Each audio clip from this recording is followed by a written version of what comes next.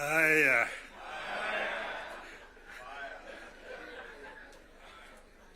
Mr. President, Deputy President, honorable members of Parliament, hamjambo.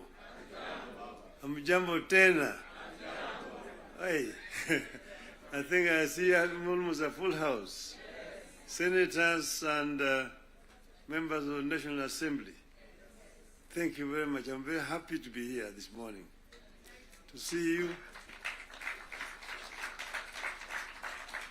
I want to say that I'm charged, but I'm not scared.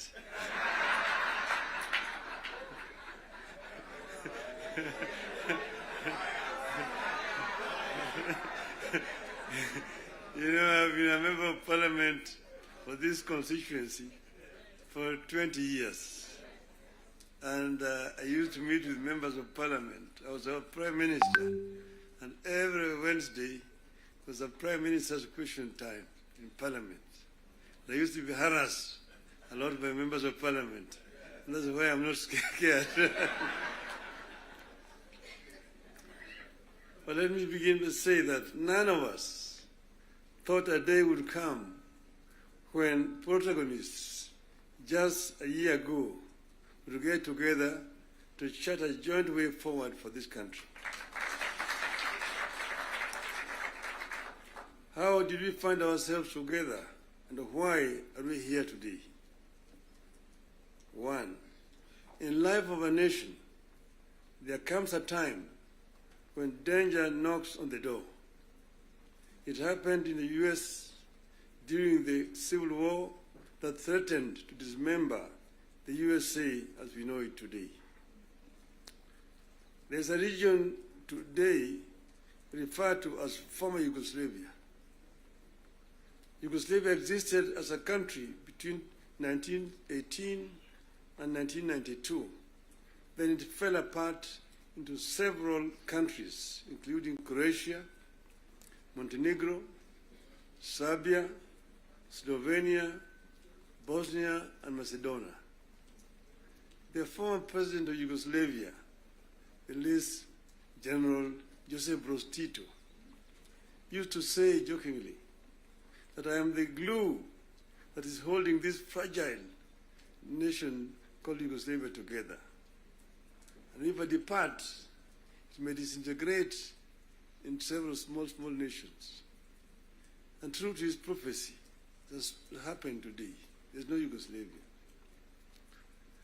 Closer to home here next door is Somalia. In 1991, we were here when Siad Barre was forced to run out into exile where he died. Look at Somalia today. So there are several examples that exist around the world. As leaders, we are supposed to scan the horizon, spot the danger, and act to subvert that danger.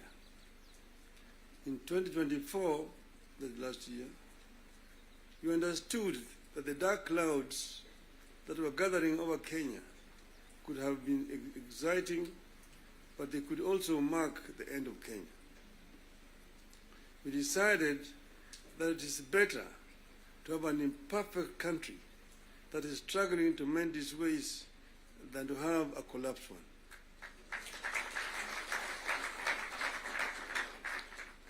We came together to create an environment in which we can discuss our issues and differences as people of one nation.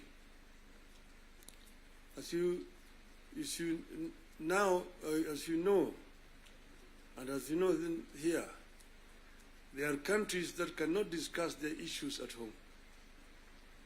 In my life, I've attended many meetings in London, Paris, Istanbul, Washington, name it, where African leaders are ferried to foreign capitals from their own collapsing countries to discuss issues they cannot discuss at home. We go together to spare Kenyan that shame.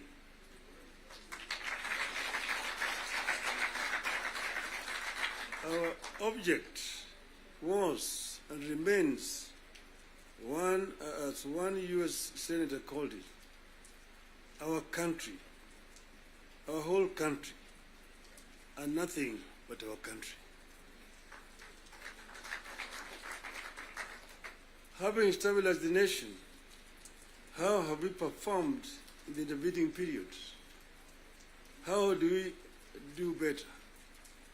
How do we move forward in a way that respects the people of Kenya and that shows that we are alive to the circumstances that triggered our coming together and that we are acting on them? That is our object today.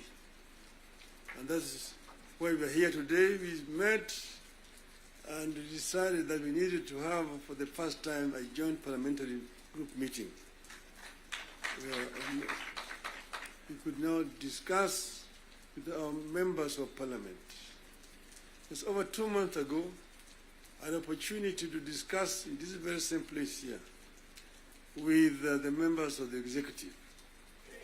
They came here and actually came with the blueprint of the performance, what they had done up to that time, and what they were intended to continue doing going forward. And I was very candid with them in my discussions with them. And I told them where I thought they were not doing right and what I thought they should be doing rightly. So as always, I'm always very candid indeed. Today, I'm meeting the members of the legislature. As you know, we have got 3 very important institutions: the executive, legislature, the judiciary. And I'm hoping that not very far away from today, I will have opportunity to talk to the judiciary as well. So I'm going to be very candid with you people. to talk to you as a former member of parliament. Yes, the leader, Gimani Chungwa, referred to the Constitution and told me the issues like NGF and and Senate oversight in the counties is in the Constitution. I want him to cite to me the section of that Constitution that he's referring to. Because as you know, I was very involved with the Constitution, making Constitution of this country.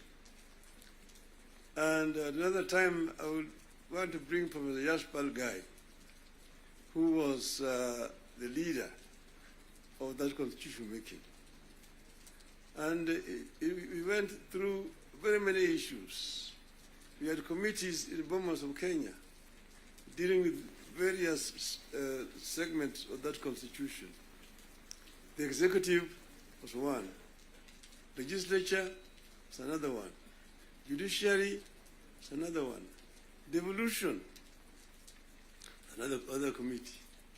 And devolution was very contentious because we had very many people who did not want the devolution because of what had happened at independence. As you know, we started with the devolved system government, Majimbo.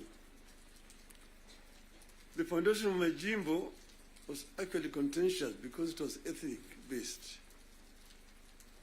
The colonialists and the settlers had actually instilled fear in the people that the bigger communities, the bigger tribes at that time, the Luos and the Kikuyus, will lord it over the smaller tribes.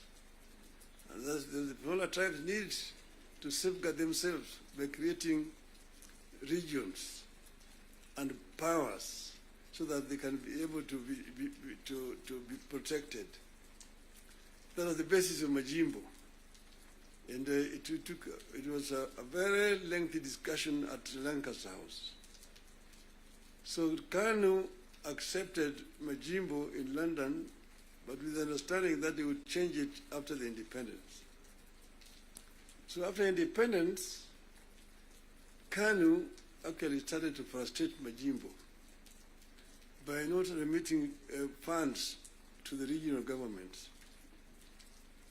I want to refer you to the Hansard in the Bunge. There's a motion that was moved by the then leader of opposition at that time, the late Ronald Ngala, of censorship of the Prime Minister, the Jomo Kenyatta, because he had refused to release funds to the regional governments. You need to read that debate. Ngala moved it. It was seconded by Masini Muliro, who was the deputy leader of the opposition. And then KANU, of course, responded. First Jaramogi, Oginga Odinga, and then Tom Mboya responded to that motion. The motion was defeated, but that debate actually is very historical. And I want to refer you to it. Go and read what it said. Eventually, KANU, of course, had to fold up and dissolve, and then eventually Majimbo was also dissolved through a constitutional amendment. And then what happened was what? They created a Ministry of Local Government, which was given a lot of powers, Ministry of Local Government. So the Minister of Local Government became an executive minister, just like a Minister for Finance under that constitution at that time. And now they were county councils down there, that we capped 265. But then they could not do anything without authority in writing from the Minister of Local Government. So we had all these documents when we were there at Bomas. But then we said we wanted to give more autonomy to the counties so that service delivery could be better improved. We came up with regions at Bomas of Kenya. But there are people who really opposed devolution. The chairman of devolution in Bomas was called Dr. Odhiambo Mbai. He addressed the audience at Bomas, and by the time he finished talking, everybody said that man should be the chairman of that committee, and became the chairman of the committee. And he conducted the matter so well and so effectively that he became a marked person. What did they do to him? In broad daylight, around 11 o'clock, on Ngong Road there, off Ngong Road, in his residence, they sent assassins. And in the presence of his children, they shot him and killed him. The assassins of Mumbai were arrested. Eventually, they were released. So I just want you to know that the revolution has got very many people and very powerful people in this country today. Then, after that, because you know that ODM is a product of constitution making. And one of the founding members of ODM is sitting here with you. The other one is the former president, who is a member, and quite a number. We are going to have the 20 years of ODM in October, and all the founding members are going to be invited.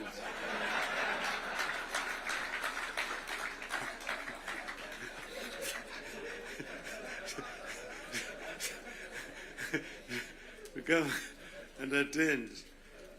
Now, you see, we said that we give clear, responsibilities. The executive,